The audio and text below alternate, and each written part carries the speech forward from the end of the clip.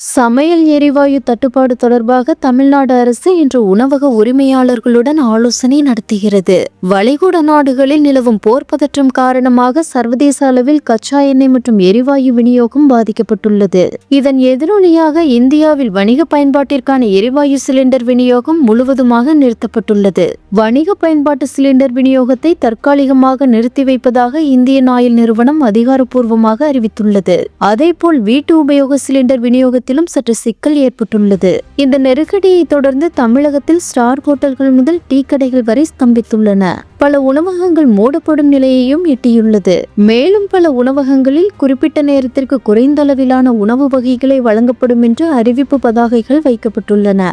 சென்னையில் உள்ள தங்கும் விடுதிகளில் தேநீர், தோசை, வடை உட்பட பல உணவுகள் நிலைமை சீராகும் வரை வழங்கப்படாது என அறிவிக்கப்பட்டுள்ளன.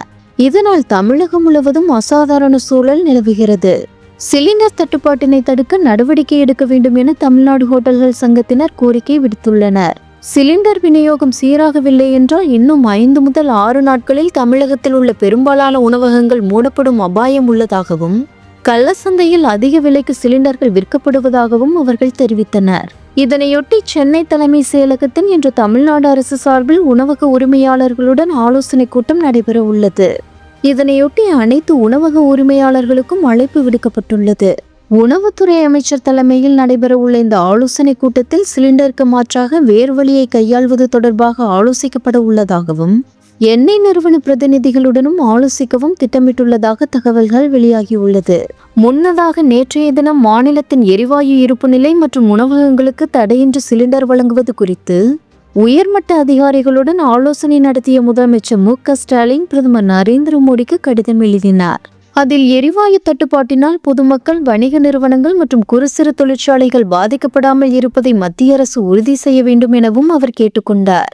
மேலும் உணவகங்கள் மூடப்படுவதை தவிர்க்க தேவையான அனைத்து மாற்று விநியோக ஏற்பாடுகளையும் செய்ய வேண்டும் என்றும், கேஸ் தட்டுப்பாட்டால் சமையலுக்கு மின்சார அடுப்புகளை பயன்படுத்தும் உணவகங்களுக்கு தேவையான கூடுதல் மின்சாரத்தை வழங்க மத்திய அரசு ஒத்துழைக்க வேண்டும் என்றும் வலியுறுத்தினார். தற்போது தமிழகத்தில் சுமார் 20 நாட்களுக்கு தேவையான எரிவாயு கையிருப்பு உள்ளதாக அரசு தரப்பில் தெரிவிக்கப்பட்டுள்ளது. பதுக்கலில் ஈடுபடுவோர் மீது கடும் நடவடிக்கை எடுக்கப்படும் என்றும், வீட்டு உபயோக சிலிண்டர்களுக்கு பாதிப்பு ஏற்படாத வகையில் வணிக சிலிண்டர் விநியோகத்தை முறைப்படுத்த எண்ணெய் நிறுவனங்களுடன் பேச்சுவார்த்தை நடத்தி வருவதாகவும் தமிழக அரசு உறுதியளித்துள்ளது குறிப்பிடத்தக்கது.